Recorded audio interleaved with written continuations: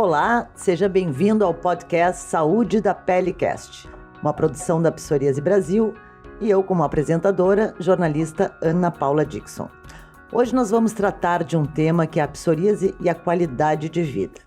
E para isso nós recebemos duas entrevistadas muito especiais. A doutora Erika Zogby, que é nossa parceira há muito tempo, também membro do nosso conselho científico, já fizemos vários trabalhos juntas, né, doutora Erika? Sim, aliás, prazer. Tu és das que acompanha a Psoríase Brasil há muitos anos, né? Muitos anos. Um prazer estar aqui com vocês, né? Que bom, Ana, obrigada pelo convite, a Gladys também, né? Realmente eu estava fazendo as contas com a Gladys ali, são quase 20 anos neste momento, 18 anos, né? Para ser mais exatos. Maioridade, já atingimos, Exatamente, né? Já atingimos. E a Clarinha Nutri, que é assim como ela é conhecida nas redes sociais, que é uma nutricionista que trabalha muito com esta questão de saúde, essas doenças de pele, orientações, para que tenha uma melhor qualidade de vida. A Clarinha está no Rio de Janeiro, nós aqui nos nossos estúdios em Porto Alegre, e damos as boas-vindas a Clara Nutri. Olá, Clara, bem-vinda ao programa. Oi, tudo bem? Agradeço demais o convite, é um prazer enorme estar aqui, podendo contribuir um pouquinho com o que eu sei e com o que eu trabalho. Então, nós é que agradecemos. E essa questão da qualidade de vida, a gente vai, né, unir a parte física da alimentação, que afinal de contas dizem que a gente é também aquilo que a gente se alimenta, né? E a parte psicológica, que sem dúvida nenhuma tem um forte papel nesse tema de psoríase e qualidade de vida. Vou iniciar com a doutora Erika, que já trabalha há muito tempo, gostaria que falasse, inclusive, essa experiência na clínica. Vocês têm seus grupos, Sim. de experiência no trabalho de doutorado. Então, bem-vinda. Vamos lá. Então tá, o meu trabalho junto às questões de pele iniciou no ano de 2002, na verdade, e aí eu vou ter contato com a Gladys, e na época com a Psoríase Sul, né? Psoríase Sul, né? Em 2007. A partir dali, seguimos sempre trabalhando com essas questões da pele, né? Agora, em 2007, nós iniciamos os trabalhos com grupos, né? Grupos de apoio ao paciente com psoríase. E esse trabalho, ele ficou em stand-by por muito tempo, e durante a pandemia nós retomamos, né, porque eu tive uma vida grande de vida acadêmica, de docência universitária, e eu depois saí desse universo e voltei especificamente para a clínica, e quando eu volto para a clínica é que eu trago de volta esses grupos. Então, estávamos conversando off agora há pouco, né, de que temos que divulgar esses resultados. Então, a gente tem feito alguns grupos com pacientes com psoríase online, resultados maravilhosos, 8 encontros, né, uma coisa bem pontual, né, resultados excelentes, e desde 2021, né, nós abrimos atendimento gratuito para os pacientes com psoríase online ou presencial, no caso de serem pessoas aqui de Porto Alegre, região metropolitana. Mas estamos fazendo esses atendimentos online. Em 2 anos, a gente teve um número em torno de 200 inscritos, né, para psicoterapia online ou presencial. E a gente já atendeu 80% desse número. E toda vez que alguém termina os processos, a gente busca de novo essas pessoas que fizeram essa lista, né? E às vezes a pessoa já conseguiu atendimento, às vezes ela não quer mais, mas a gente está conseguindo atender todo mundo que se inscreveu. Tanto que não abrimos esse ano ainda, está fazendo 1 ano que nós abrimos a última vez as inscrições para esse projeto. E quem quer participar futuramente? Como é que a pessoa fica sabendo desses Futuramente, grupos? a gente postou nas nossas redes, na minha rede pessoal, Erika.z no Instagram. A Erika com H. Erika com H. Isso depois a gente explica com calma, né? Mas a da LZ Psicologia, que é da minha clínica. LZ Psicologia, né? No Insta. Vocês também sempre divulgaram, né? A Psoríase Brasil sempre divulgou, acho que tu também divulgou. Então, esse alcance todo a gente teve. No ano passado, a gente teve 117 inscritos. Né, no outro ano menos, e esse ano a gente não abriu ainda, porque a gente ainda está terminando aqueles últimos 117. E é um programa, então, de 8 encontros? É um programa de 8 encontros, né? E aí, ao final de 8 encontros, o paciente e o terapeuta, eles se reorganizam para ver se há mais necessidade, se segue alguma modalidade, porque a gente prioriza o atendimento gratuito. Mas, eventualmente, algum paciente consegue pagar. Então, se ele consegue pagar, se reajusta essa questão de valor, né, quanto que fica confortável para ele, porque como é um trabalho vinculado, né, à Psoríase Brasil, o nosso interesse não é ganhar dinheiro, né? Sim. O nosso interesse é trazer esse atendimento qualificado para o paciente com psoríase, com problema de pele em geral, porque é uma escuta diferente, né? Uma escuta diferente, como eu sempre digo, de alguém que tem gastrite ou de alguém que tem um problema cardíaco, né? São problemas orgânicos, mas a escuta é muito diferente porque a pele é toda aquela questão da exposição, né? Tudo que impacta muito mais na qualidade de vida de um paciente com problema na pele do que um paciente, às vezes, com diabetes. Né? Embora a diabetes possa ser mais prejudicial do que alguém, como eu sempre digo, alguém que tem uma manchinha no rosto, uma feridinha, para nós é uma feridinha, para aquela pessoa é uma coisa imensa, né? Então...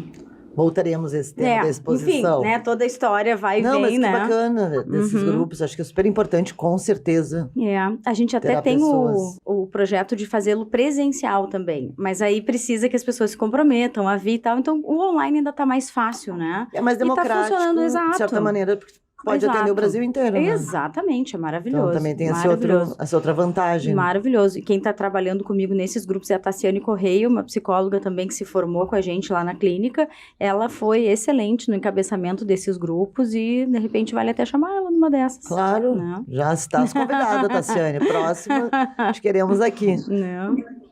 E claro, e você, nos conta aí um pouco do teu trabalho também com esse público. A gente sabe que você tem um baita reconhecimento nas redes sociais, um trabalho muito sério. Comenta como é que tu entraste nesse mundo. Eu comecei a ter um contato mais profundo lá por 2016, né? Eu terminei uma pós-graduação em nutrição funcional em 2012 e comecei a gostar muito dessa questão das doenças autoimunes, né? E eu acho que a vida foi levando para os pacientes e eu acabei tendo um público muito maior de psoríase e hidradenite, que são hoje os meus 2 focos no consultório. E de lá para cá eu venho desenvolvendo esse trabalho, né? Os atendimentos com os pacientes de psoríase e os pacientes com hidradenite supurativa, né? Ambas doenças de pele, né? E como a Érica estava falando, que tem um impacto emocional muito grande na qualidade de vida, né, dessas pessoas. E no caso, vamos unir aqui nutrição e questões psicológicas. Vocês trabalham também isso de uma forma cruzada? Uhum. Jogando para a Érica. Tá. O que eu tenho visto ultimamente, né, eu não tenho aprofundamento, obviamente, que a Clara deve ter, né, mas o que eu tenho estudado, o que eu tenho visto é de que existe uma relação interessante entre a alimentação e a piora ou melhora, né, dos quadros de pele. Isso aí eu vou querer aprender com a Clara bastante agora. Mas os pacientes, eles referem muito, né, que por tentativa e erro, certas coisas que eles comem melhoram, certas coisas pioram. Então, pela prática com eles, né, eu consigo escutar e presenciar que a alimentação interfere, né? Aí alguém vai dizer, mas não tem nada a ver, mas é psicológico. Não sei, né? Psicológico ou não, o que importa é que melhore para o paciente. É sempre assim que eu penso, né? E tem aquela compensação também, porque muitas vezes as pessoas comem muito por estarem mal ou deixam de comer por estarem mal. São 2 situações, né? Exatamente, tem 2 situações, muito bem lembrado. A situação de haver um transtorno alimentar prévio, né? Ou incomorbidade com a doença de pele. Né? Porque nós somos um todo. Então, eu posso ter um transtorno alimentar que pode estar associado com uma depressão ou com uma ansiedade e ainda por cima um problema de pele. Então, nisso tudo não dá para saber quem nasceu primeiro, o ovo ou a galinha. A gente tem que tratar tudo e em algum ponto está tudo interconectado. Né? Em algum ponto a gente vai conseguir ligar tudo, né? Mas isso aí, não sei se todos estão preparados para essa conversa. Claro. E no caso, pelo teu lado de Nutri, tu chega aí também nesse outro lado, essa relação? Sim, sim. Eu super concordo com a Érica. As coisas estão muito ligadas, assim. A gente não tem como saber o que veio primeiro, né? Eu observo que muitas vezes, por exemplo, a gente troca toda uma alimentação do paciente, ele tem uma melhora significativa, mas muitas vezes um gatilho emocional faz com que a psoríase venha a piorar novamente, mesmo ele seguindo de uma forma regrada, né? E outra coisa que você comentou também, que tem super a ver, né? A gente pensa um paciente com alguma questão emocional que acaba compensando no alimento. E aí ele compensa num alimento, sei lá, rico em açúcar, em gorduras que não são interessantes, e aí a ação da psoríase. Então, tudo tem uma interconexão, né? É o que a Érica falou. O que vem primeiro a gente não sabe, mas tudo está conectado. Em termos de alimentação mais adequada para esse paciente com psoríase, Clara, como é que é essa dieta que tu sugeres, que você encaminha?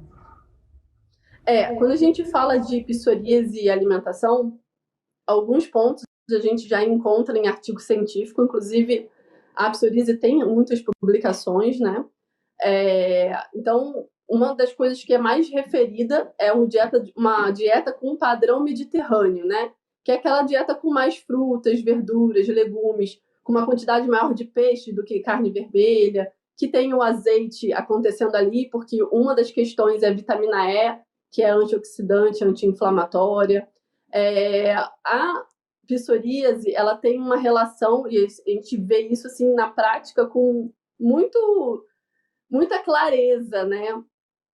Quando ela piora muito a inflamação, quando os pacientes fazem consumo de derivados do leite, então leite, queijos e todos os seus derivados, existe uma piora muito significativa da psoríase, né? Então, os pacientes, quando fazem essa exclusão, uma das primeiras coisas que eles me relatam é exatamente a regressão da psoríase, a melhora da inflamação.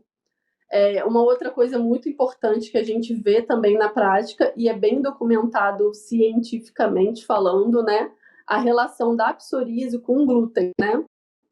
Pacientes com psoríase têm 2 vezes mais chances de serem pacientes celíacos. Então, normalmente, quando o paciente chega no consultório, uma das primeiras coisas que a gente faz é fazer o teste para a doença celíaca, e mesmo na ausência da doença celíaca, que é uma outra doença autoimune intestinal, a gente exclui o glúten, mas a gente só pode excluir o glúten depois do exame. E mesmo o paciente não sendo celíaco, a exclusão de glúten ela se demonstra significativa para esse paciente. Então, normalmente a gente troca, né, a farinha de trigo que vem em excesso na maior parte dos pacientes por outras farinhas que não tenham glúten, e a gente faz a exclusão dos laticínios, né? Então, são 2 estratégias que eu costumo usar em quase 100% dos pacientes, e a gente tem um retorno muito bom. Mas uma coisa que eu sempre falo, e eu bato muito nessa tecla nas redes sociais, é que as pessoas sempre procuram muito assim, o que tem que parar de comer, né? E esquece de pensar o que a gente tem que começar a comer, né? Por isso que eu comecei falando da dieta mediterrânea. O padrão alimentar da população, de uma maneira geral, é um padrão com muito alimento refinado, industrializado, cheio de açúcar. As coisas de pacotinho estão muito presentes na rotina, né? E a gente esquece da comida de verdade. Então, esse padrão de dieta mediterrânea que os artigos de psoríase falam é um padrão de comida de verdade. A gente voltar lá com as frutas, com as verduras, com os legumes para a rotina. E parece muito simples, mas assim, na prática, eles encontram dificuldade de ter essa rotina de alimentação mais saudável. Então, assim, o simples e assim mesmo acaba não encaixando na rotina, né? Essa questão da rotina, além da alimentação, né? Os hábitos, né, Érica? É uma questão de estabilidade também, né? Porque falar em rotina, às vezes para falar em rotina tem que falar de saúde mental. Uma pessoa que está ansiosa, uma pessoa que está em sofrimento, se esse sofrimento é muito profundo, ela não consegue ter uma rotina. Ela não consegue se organizar nisso que a Clara está falando, de comer direito, de pensar o que vai comer. Então, se ela já está em sofrimento, é mais difícil para que ela se organize para isso. Então, às vezes, a gente precisa organizar a pessoa emocionalmente para entrar no processo de, bom, agora o que tu tem que fazer? Isso se aplica também, e os médicos sempre falam isso, se aplica ao tratamento em si, né? A gente sabe que às vezes tem que passar pomada, que demora muito tempo, toma tempo da vida da pessoa, e às vezes ela não passa porque ela, não aguento mais, né? Então não vou comer, não aguento mais, né? E nesse não aguento mais, ela não come direito, ela não passa a pomada, e aí a gente tem que reestruturar ou estruturar emocionalmente, muitas vezes, para que a pessoa consiga entrar numa rotina, para que ela consiga ter uma rotina de autocuidado. Porque o paciente de problema de pele, qualquer paciente com problema orgânico, mas o paciente com problema de pele, ele precisa ter uma rotina de autocuidado, muito maior do que outras pessoas, porque às vezes medicação oral, às vezes é tópica, a alimentação, a roupa, o clima, tudo, né? Então, exige muito cuidado, e às vezes a pessoa não tem esse recurso. Precisa fortalecer a pessoa para que ela consiga fazer isso com ela mesma, para que ela consiga se cuidar.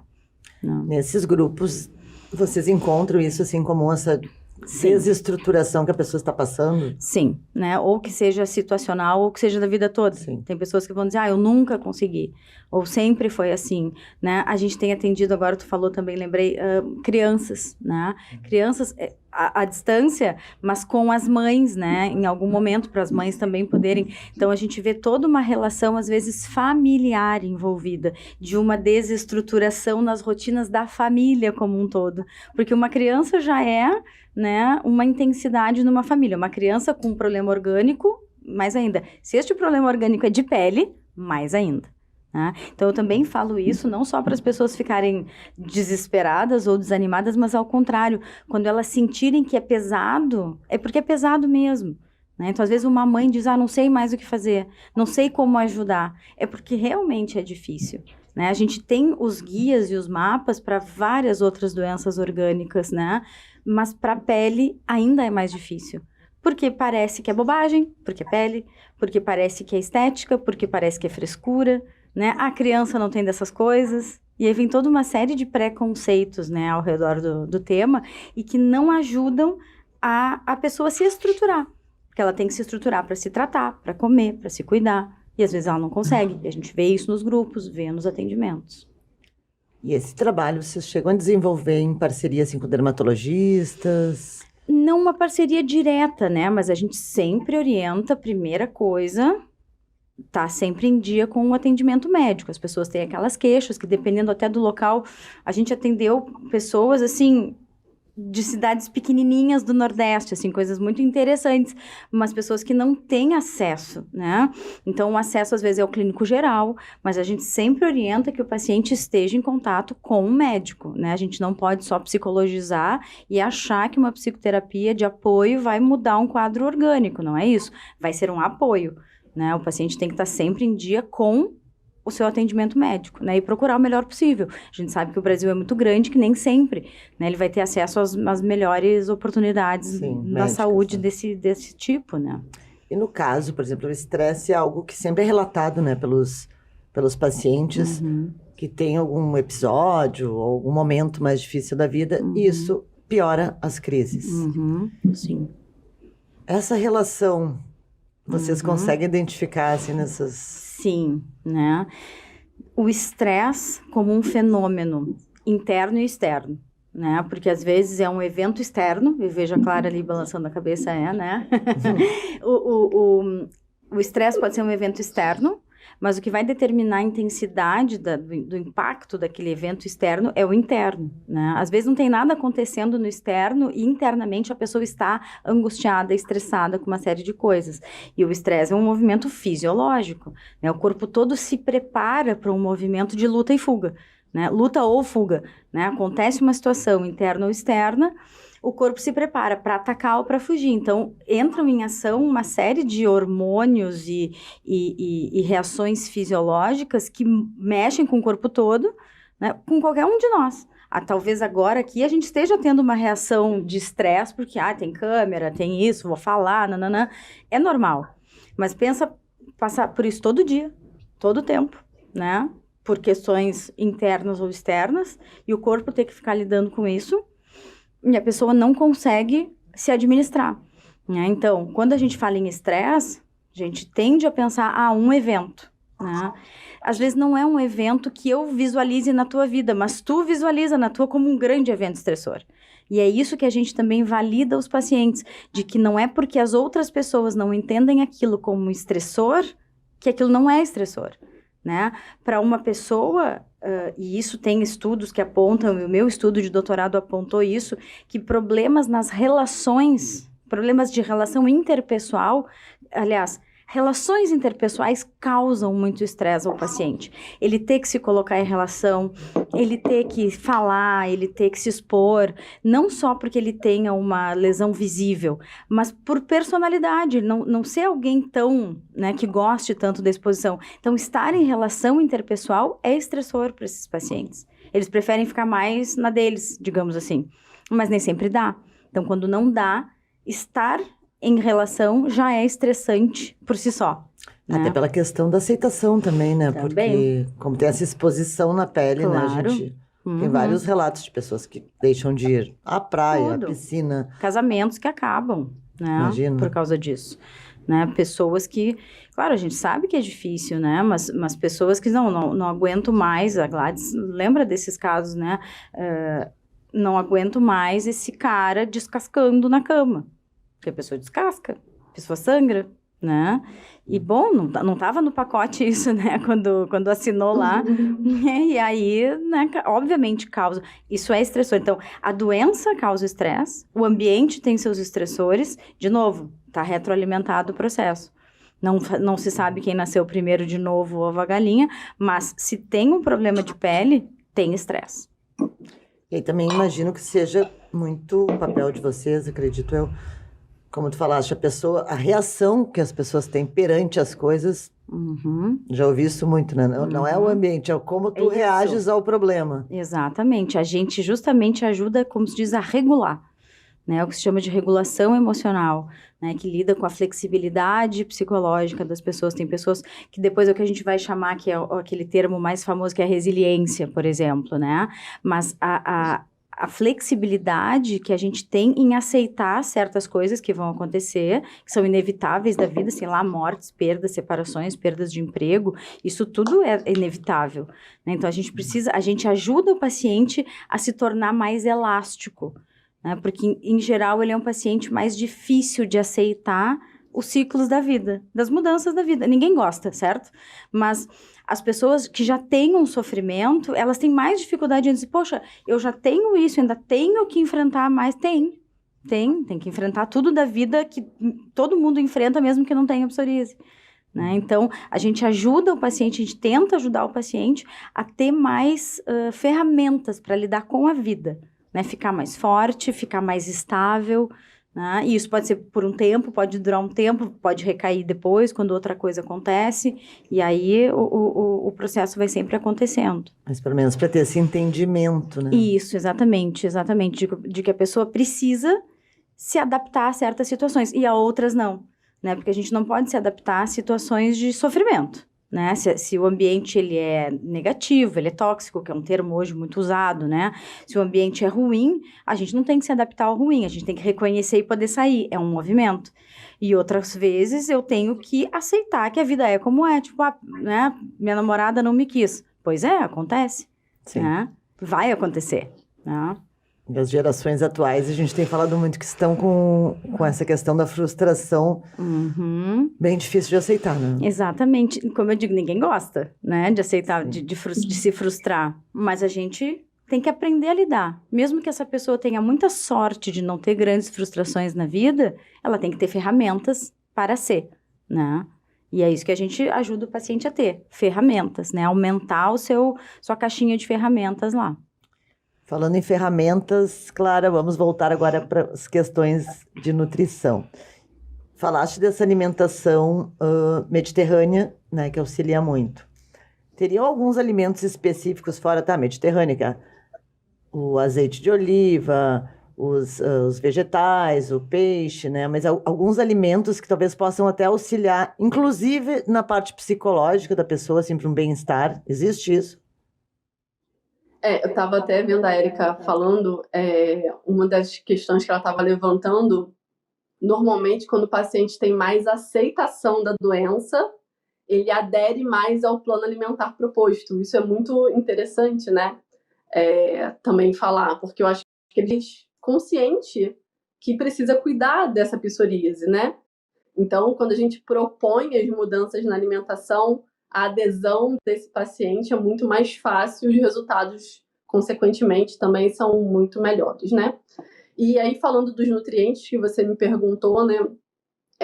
Alimentos que seriam importantes, né? A gente fala muito de fontes de vitamina A, todos os nutrientes que eu for falar, eles têm um impacto direto em qualidade de pele e redução de inflamação, né? Porque a gente está falando da psoríase, né? Então, alimentos com vitamina A, que a gente vai pensar em alimentos vermelhos alaranjados, né? Abóbora, acerola. E vitamina C também a gente vai por essa cor aí também, né? Tirando o limão, que é rico de vitamina C e é verde, né? O restante das frutas e dos legumes vermelhos alaranjados vão ser boas fontes de vitamina A e boas fontes de vitamina C, ambos antioxidantes, anti-inflamatórios que vão ajudar no controle da psoríase, né? Como tinha comentado, a vitamina E também é super antioxidante, a gente encontra ela no azeite, mas vai encontrar também, por exemplo, nas nozes, no abacate, que também nozes e castanhas tá dentro desse padrão de dieta mediterrânea, né? O tomate, o azeite, alho, cebola também estão dentro desse padrão anti-inflamatório da dieta mediterrânea. Uma outra coisa que eu gosto bastante de usar, e a gente tem uma versatilidade muito grande, é a cúrcuma, né? Ela é uma redutora de TNF-alfa, que é uma substância inflamatória que está presente na psoríase. E aí a gente consegue a cúrcuma em raiz, a cúrcuma em pozinho, e aí dá para ralar dentro de um suco, dá para ralar por cima de uma sopa. Eu costumo pedir para misturar no azeite, fazer tempero de salada, tanto a raiz quanto o pozinho, né? Um cuidado que tem em relação à cúrcuma, por exemplo, é não esquentar. Porque quando a gente esquenta a cúrcuma, a gente perde a capacidade anti-inflamatória da substância, né? Então, sempre usar ela de uma forma crua e fria, né? Por cima dos alimentos.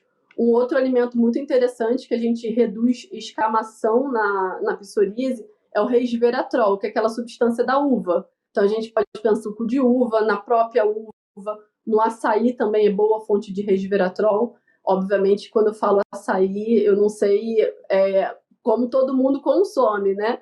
Mas não estou falando daquele açaí cheio de xarope de guaraná, cheio de açúcar. Açaí é fruta mesmo, polpa, sem adoçar, né?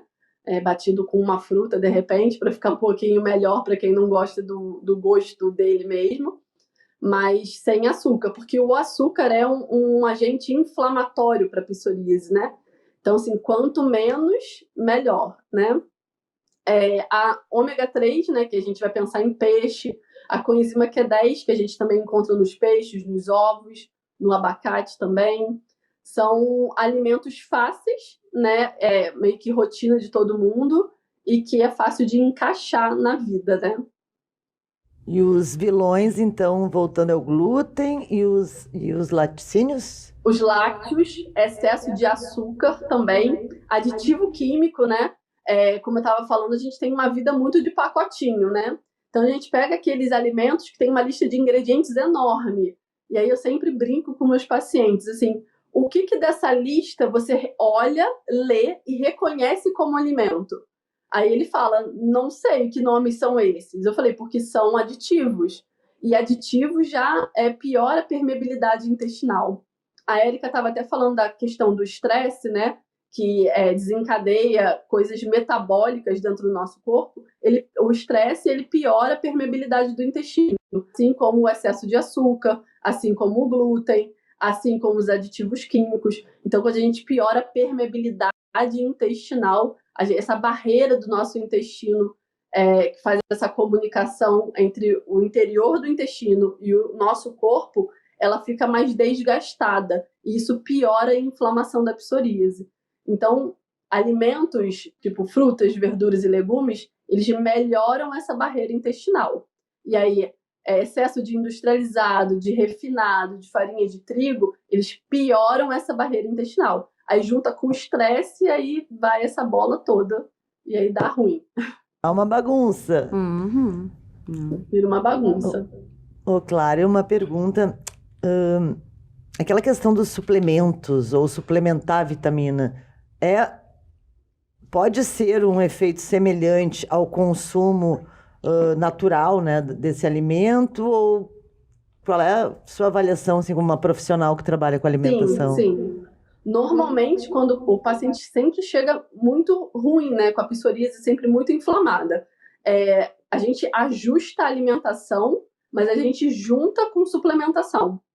Eu falo que o suplemento, como o mesmo nome diz, ele é para dar um suporte, principalmente em início de tratamento, para a gente conseguir elevar o nível de vitaminas e minerais no sangue desse paciente, para assim a gente tirar ele da crise, né? Então, assim, ajudar a dar um respiro nessa qualidade de vida, dar uma acalmada nessas lesões da psoríase, e aos poucos a gente vai desmamando essa suplementação, enquanto isso a gente está em paralelo tratando a alimentação, para depois ficar só com os alimentos para ele dar continuidade, né? Porque, assim, não é dieta, é mudança de estilo de vida, né? Então, não a gente não vai fazer uma dieta por 6 meses. Ele tem que entender que ele vai precisar mudar o jeito que ele olha para os alimentos, que ele se relaciona com essa comida.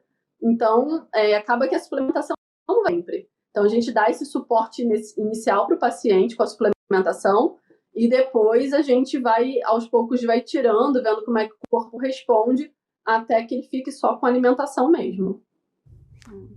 Obrigada. Agora, voltando aqui para o nosso lado psicológico. Doutora Erika, outro relato que a gente vê muito também nas redes sociais é a questão não só do antissocial, mas da ideação suicida, né? Então... Que é algo, obviamente, seríssimo. É, seríssimo, né? Eu acho que isso tem muito a ver também com o estado das coisas hoje, né? A gente falava da questão da frustração, mas a gente também fala de um certo isolamento que as pessoas têm tido, não só pela pandemia, mas já antes, né? A internet ajuda a ter um isolamento social, né? A pandemia colocou, né, toda a força nisso. Então, quem já tinha, né, alguma dificuldade piorou, né, no período ali da pandemia e agora ainda, né, algumas pessoas se recuperando. Então, as questões relacionadas à ideação suicida, tentativa de suicídio, elas têm muito a ver com uma falta ou algum prejuízo na rede de apoio das pessoas, né? Eu não estou dizendo que quem, né, tem alguma tentativa ou ideação não tem as pessoas, às vezes tem, mas não a sente como rede de apoio. E como a doença de pele, ela tem toda essa questão da exposição, do estigma, né, do isolamento por si. Então, se isso já junta com uma personalidade que é mais isolada, a gente tem uma mistura muito preocupante, né? Então, a gente tem que ter muito cuidado, né? O discurso da ideação suicida hoje, ele é muito maior do que já foi em outras épocas, né? Eu trabalho com psicologia clínica, agora vai fazer, sei lá, 23 anos, né? Psicologia clínica como um todo. E nunca foi tão abertamente falado sobre as questões em torno do suicídio. Aí as pessoas vão dizer aquilo, né? Tu que é da área do jornalismo, tu sabe, né? Tem aquilo lá, não se divulga suicídio para não dar ideia, né? Mas não se sabe mais se isso vale ou se é melhor falar para não fazer, para como, né?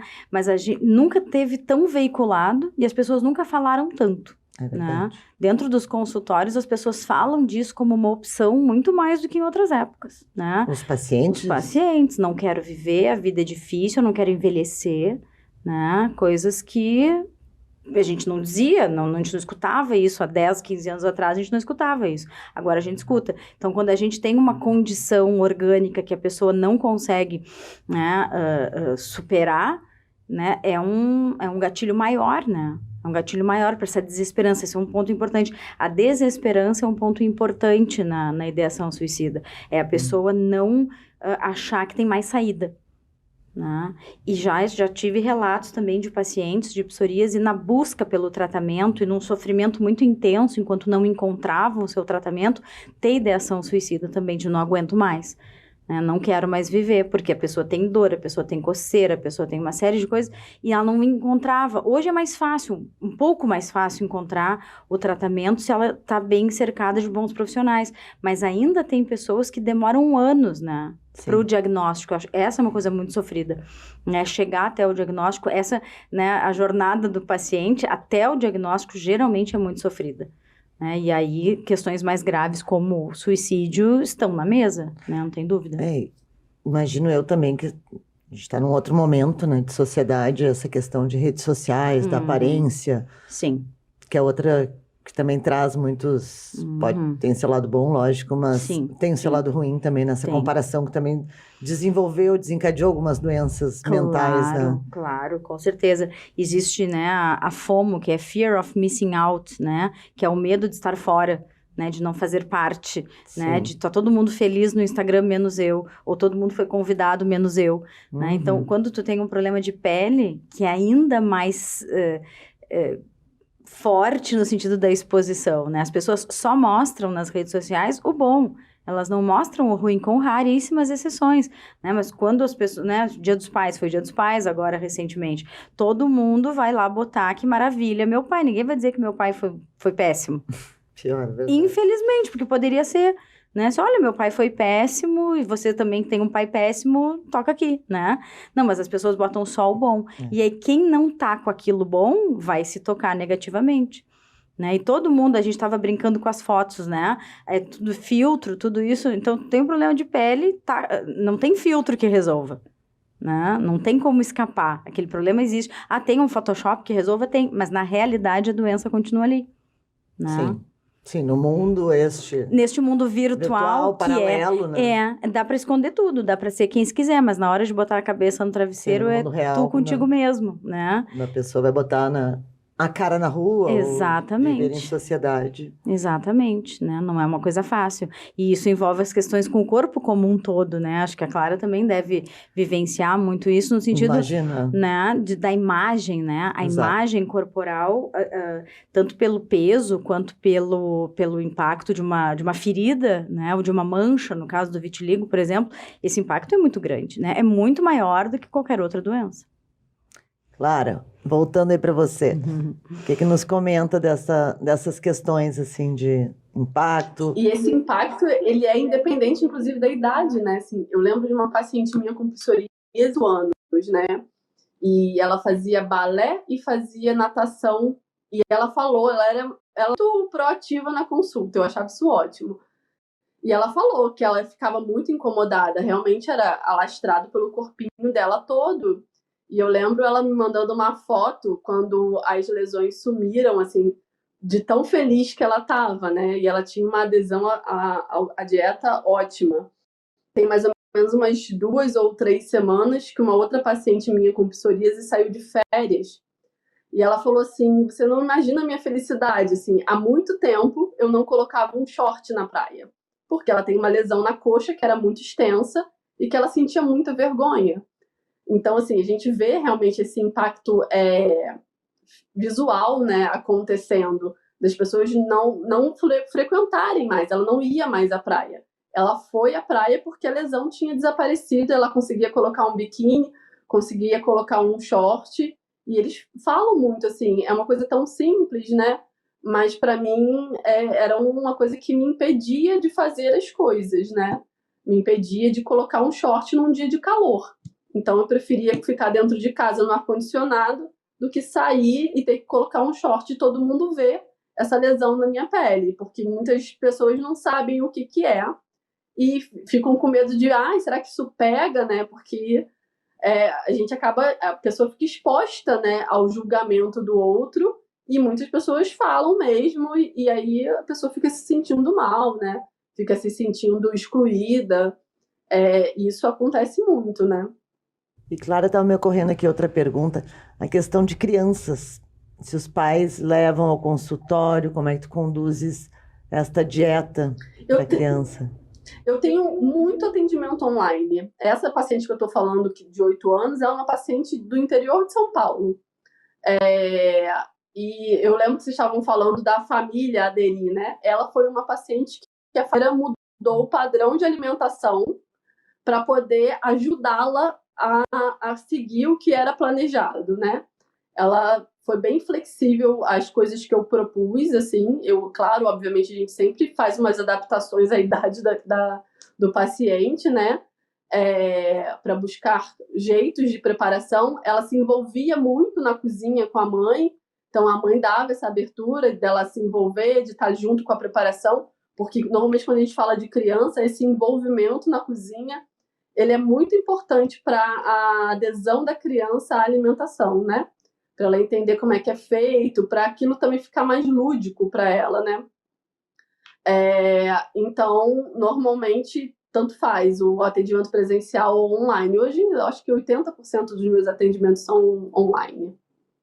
Também pensando em outra coisa, tem alguns hábitos que nós temos aqui no Brasil, por exemplo, café, álcool, não só no Brasil, mas enfim, consumo de álcool, que é algo legalizado e as pessoas socialmente também acabam consumindo, né, muitas vezes. Refrigerante, não pela facilidade, que é isso que a gente falou, os pacotinhos de refrigerante, que às vezes é mais barato do que um suco, mais rápido, tá mais na mão. A carne do gaúcho. A carne do gaúcho. Né? A gordura, né? Como é que entra tudo isso, né? Esses hábitos assim tão arraigados. Gordura saturada, as gorduras que ela tá falando aí da carne do gaúcho, né? As gorduras saturadas, elas são altamente inflamatórias. O excesso de álcool é uma coisa que eu sempre conscientizo. Eu sempre brinco, assim, dificilmente a gente vai botar o paciente numa bolha, né? Então, o consumo de álcool é o mínimo possível. Então, assim, eu sempre falo, qual é a bebida que você bebe menos? Porque é essa que você tem que beber. Porque a gente não tem quantidade segura de consumo alcoólico. E o álcool é inflamatório. Então, assim, refrigerante é aditivo químico puro, né? Assim, não tem nada ali que seja benéfico, né? E uma coisa que você falou sobre o café, né? Quando a gente fala de artrite psoriásica, o café ele tem um impacto maior do que na psoríase sem as dores articulares. Então, normalmente, quando o paciente tem essa associação, eu sempre peço para ele observar, porque os estudos, né, a gente sempre tem que correlacionar, né? Porque nem tudo que vem em artigo científico vai se aplicar na prática clínica para todos os pacientes, né? A gente tem que sempre trabalhar com a individualidade de cada um. Então, eu sempre vou pedindo para ele assim, toma uma xícara só quando tem a questão articular envolvida, né? E quando não tem a questão articular envolvida, eu sempre peço para ele observar, vejo qual é o hábito. Se tem paciente que passa o dia inteiro bebendo café, normalmente eu já peço para ir reduzindo, a gente deixar mais pontualmente para amanhã e pelo menos no meio da tarde, para não ficar bebendo café o tempo inteiro. Os artigos sobre café, eles são sempre contraditórios em quase todas as doenças autoimunes. Tem artigos mostrando benefícios e tem os artigos mostrando que não seria tão interessante assim. Então, a gente sempre avalia o café de forma individual. E chá preto, por exemplo, se for para substituir, também poderia fazer mal? Há estudos disso? Ou chá mate aí no chá Rio? Verde, né? A gente sempre... o chá mate aqui no Rio, a gente sempre pede para observar. Eu pensei no chimarrão também. E o chimarrão, a erva mate, tem algum... que também tem um monte de cafeína, né? Não sei. Sim. Então, a gente sempre vê muito o consumo do paciente, né? Porque tem pacientes que vão tomar o chimarrão de uma maneira normal e tem aqueles que passam o dia inteiro. Tem paciente com psoríase que passa o dia inteiro tomando chimarrão. Então, a gente sempre fica monitorando. Eu falo que tem uns que falam assim, se for para tirar meu chimarrão, eu prefiro ficar com psoríase. Já teve paciente falando isso para mim, assim. E aí a gente vai vendo qual é o impacto e tentando dar uma equilibrada, assim. Vamos tomar só num período? Qual o período que você sente mais vontade? Então a gente vai tentando organizar isso com o paciente.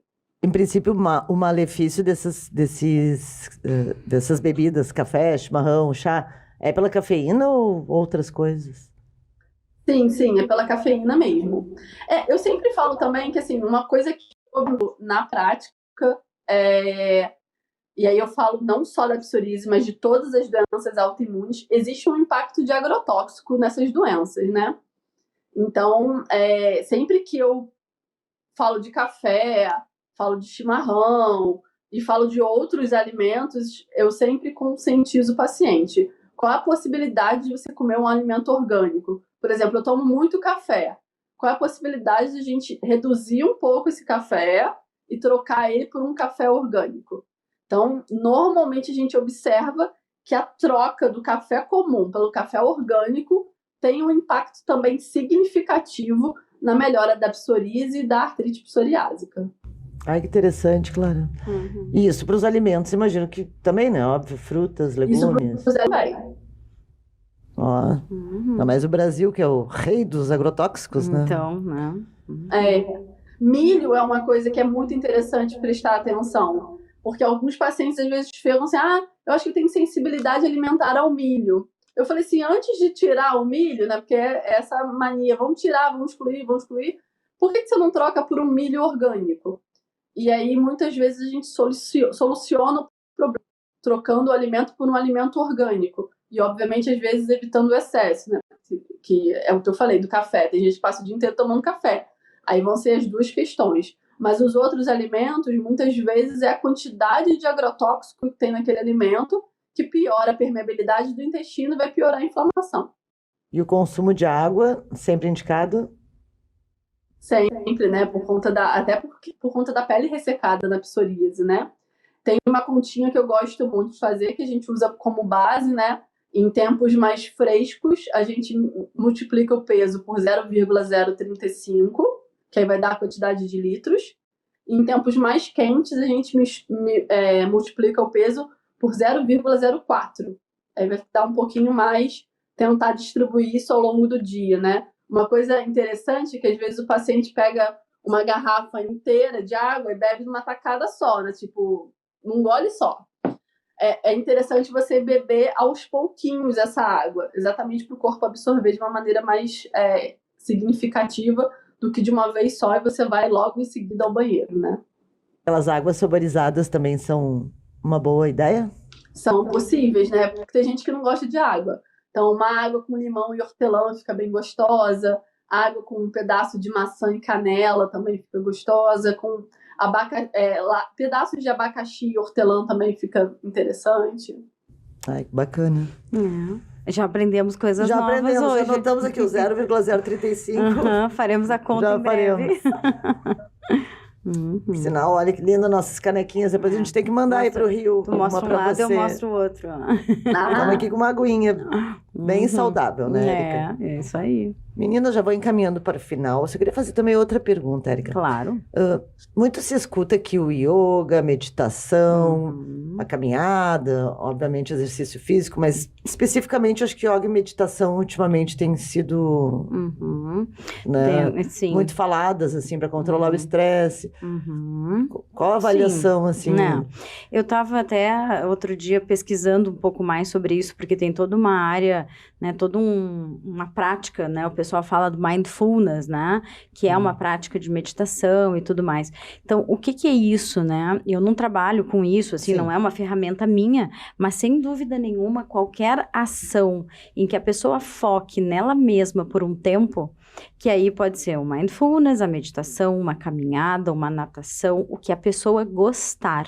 Pode ser cozinhar, pode ser limpar a casa, porque pode ser, tem gente que tem muito prazer em limpar a sua casa, mas aquele momento em que a pessoa está com ela mesma, focada nela, nas necessidades dela, nos desejos dela, tudo isso, a yoga, né, ou um outro exercício, mesmo seja aquela coisa do fazer peso, né, ou, sei lá, tem 1000 nomes, funcional, não sei o quê, se a pessoa está em contato com ela, vai ser benéfico. Se ela fizer aquele exercício de qualquer jeito, porque tem que fazer só contando, sem aguentar mais, não vai ter o mesmo efeito, né? Então, por isso que eu digo, não importa se é um mindfulness numa sala maravilhosa ou se é uma faxina.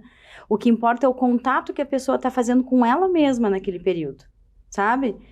O que ela está sentindo, do que ela gosta, do que ela não gosta, sei lá, nessas horas se pensa em tudo, né? O mindfulness, a ideia é tirar qualquer pensamento, a meditação tirar qualquer pensamento, mas o foco é a pessoa. Né? Qual a necessidade dela naquele momento? Às vezes a necessidade é ficar em silêncio, às vezes é estar com as pessoas, né? Então, o que faz aquela pessoa ficar bem e que não machuque nem a ela, nem a outros, né? Porque às vezes as pessoas dizem, vou fumar, mas me faz bem. Não, mas não te faz bem, né? Não é uma coisa boa, vou beber. Não, mas não existe uma quantidade de álcool saudável, como a Clara falou. Então, não é assim, vou fazer porque me faz bem e dane-se. Não, eu vou fazer algo que me faça bem, que não me faça mal por tabela e nem a outras pessoas. Esse é meio o segredo do se escutar, né? Do se escutar, de fazer coisas boas para si. Então, a yoga fazer esse contato, a meditação fazer esse contato, mas outras ações também. Né? Então, a pessoa tem que encontrar a sua ação. Né? Então, hoje em dia tem muita gente que corre, né? E o correr muitas vezes não é nem só pelo corpo, mas é pelo um estado de meditação que a pessoa alcança através desse correr, né? Aquela produção também de endorfina, Tudo né? isso, exatamente. Os animais domésticos também, né? Cada vez mais, os pets têm tido Um um papel importante. também, né? Na parte Tem, inclusive. emocional, né? Eu tenho uma colega, né, que ela é veterinária, ela fez doutorado comigo na época, né, mas ela fez um grupo sobre psicologia de grupos, e hoje ela tem uma pós-graduação em que se estuda isso, né, a relação humano-animal, né, como o animal, ele realmente ajuda, né, o humano com as suas questões relacionais, interpessoais, pessoais, é muito interessante, daqui a pouco dá também para fazer uma costura com isso aí. Tudo que fizer bem, né? Dessa forma como tu falaste. Exatamente. Tudo que fizer sentido para a pessoa e não fizer mal. Não fizer mal, né? nem para ti, nem para os outros. Exatamente. Não, faz todo sentido. Faz todo sentido, né? Claro, e para finalizarmos com o lado da alimentação, gostaria de saber o que tu gostarias de ficar à vontade para fazer, enfim, qualquer adendo, qualquer informação a mais que nós não tenhamos abordado. Isso que a Érica estava falando, eu costumo fazer muito no consultório com meus pacientes, né? Eu dou algumas tarefas, às vezes, de casa, e uma delas é exatamente, eu peço para eles listarem 20 coisas que fazem eles felizes que não sejam comer, né? E eles têm muita dificuldade. Não tem 20 coisas. Eu falei, tem. Vamos sentar, vamos pensar. E nos momentos de estresse, a gente vai usar essa lista para você se acalmar, né? Então, listar 20 que faz bem, é o que a Érica está falando, que não faz mal nem a si, nem ao outro. Ajuda bastante a controlar o estresse. Isso daí dá super certo, e eles costumam, inclusive, me agradecer depois, né? Porque nunca se atentaram. Eu sempre gosto muito de falar, quando a gente fala de alimentação e psicologia, qualidade de vida, desembalar menos e descascar mais, né? Então, cozinhar dá trabalho. É o que todo mundo fala para mim, né? Só que vai dar trabalho também você cuidar da sua saúde quando a doença piorar. Então, acho que a gente tem que, em alguma maneira, o trabalho que a gente tem, né? Então, se dedique à sua alimentação, a gente precisa olhar isso não como um trabalho, mas como um investimento na nossa saúde, né? Então, se aproximar mais da alimentação saudável, tentar descobrir novos sabores. Muitas vezes pego adultos que nunca comeram uma abobrinha, uma cenoura, uma berinjela. Então, tentar jeitos de preparo para poder variar a alimentação. Muitas vezes os pacientes não aderem ao alimentar, não porque não gostam dos alimentos, mas porque tem uma monotonia de preparo, né? Faz só o legume refogado, aquele negócio sem graça. Não se arrisca a entrar na internet e buscar novas formas de preparo. Eu falo que é muito simples, assim, muitas vezes eu tenho uma abobrinha em casa e fico assim, queria fazer uma coisa diferente. Google, formas de preparo da abobrinha. Vai vir uma lista enorme, eu vejo o que mais me agrada, o que é possível e faço. Então, um recado que eu sempre dou para os meus pacientes nas consultas é arrisquem-se a mudar, a experimentar o novo, a mudar o repertório, aumentar a quantidade de legumes que se come, comer frutas diferentes, beber mais água. Eu acho que assim, a dobradinha nutrição e psicologia, ela faz muito sentido, e eu sempre falo que ela anda junto, né? Porque uma é o que a gente começou falando, né? Uma coisa está super interligada, e se as duas estiverem em equilíbrio, o resultado sempre vai ser mais positivo. Deixa eu complementar uma coisa que daria mais 1h30 de podcast, que é uma das relações que eu acho a mais fantástica da psicologia com a nutrição, e acho que da nutrição depois com a vida como um todo, então da doença, da saúde, é que o primeiro ato de amor que uma mãe tem é alimentar. Né? Porque é o amamentar. Então, mesmo que não seja do seio, que seja da fórmula, que eu quero que seja, mas o ato de amar inicialmente, ele é dado pela alimentação. Então, isso abre um universo para nós, né? Mas eu acho que essa, não sei o que a Clara pensa, essa para mim é a maior e mais importante relação, né? A gente é o que a gente come, mas a gente é o que a gente foi alimentado também. Com certeza. É verdade. Sua Super opinião concordo. aí, Clara. Super concordo. Eu falo que a gente é o que a gente come, metaboliza e absorve, né? Que muitas vezes a gente está comendo e não está absorvendo. Então a gente tem que cuidar de tudo, né? E aí aquela história do estresse volta no assunto também, né? Como o estresse e a absorção dos nutrientes do nosso corpo. Meninas, muitíssimo obrigada. Imagina. É um prazer imenso. Tenho certeza que nós temos um podcast aqui maravilhoso, que vai ter uma audiência encantadora, como sempre, né? Porque tratar desses temas, e vocês duas são ótimas. Primeira vez que estão juntas aqui, um enorme prazer. E eu gostaria de pedir para ambas, iniciando com a Clara, que tá lá longe aqui, né? Entrando conosco online, para tu deixar os teus contatos, claro, o pessoal que assistir, que quiser seguir, ter dicas. Sei que você é bem ativa nas redes, né? O meu Instagram é o @clarinha. Eu também tenho um canal do YouTube, né, que é Clara Fonseca Funcional. E no site fonseca.com.br também encontra informações. Eu tenho que eu costumo alimentar também com conteúdo. Então, são as 3 redes sociais que eu sou mais ativa. É Clarinha Nutri, né? No Insta. @Clarinha Nutri é o Instagram. Clara Fonseca Nutrição no YouTube. Tá. E clarafonseca.com.br é o meu site, que tem um blog lá dentro que eu também coloco informações. Ai, perfeito. Obrigada, querida. Olha, muito prazer. Muito obrigada Obrigada novamente. a vocês Em nome da pelo Psoríase convite. Brasil, Muito te feliz de agradeço participar. muito. E as tuas redes, Érica? Onde é que o pessoal Então. pode te encontrar a LZ?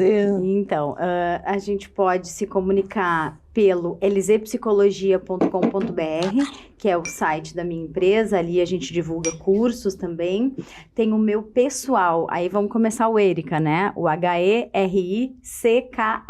Então, ericazogby.com.br, o Instagram erica.z. E o YouTube eu não me lembro, mas lá no site dá para fazer os links, né? Então ali tem os cursos, tem as palestras, Esses tem grupos. os grupos, né? Ali eles não estão sempre ali, porque senão fica uma demanda muito grande. Claro. Mas ali a gente começa o chamamento, né? Quando tem o contato, @lzpsicologia, né?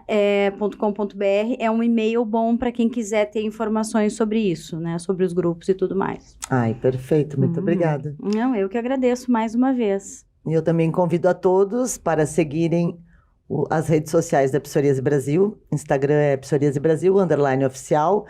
Que todo este time maravilhoso de especialistas também está lá conosco. Nosso podcast vai ter os cortes lá também, né? Determinados momentos. E o site psoriasebrasil.org.br. Nosso canal no YouTube, mesmo nome, Psoríase Brasil. E no Facebook, idem. Pessoal, muito obrigada. Espero que tenhamos contribuído na sua jornada, que eu tenho certeza que sim. Um grande abraço e até o próximo episódio.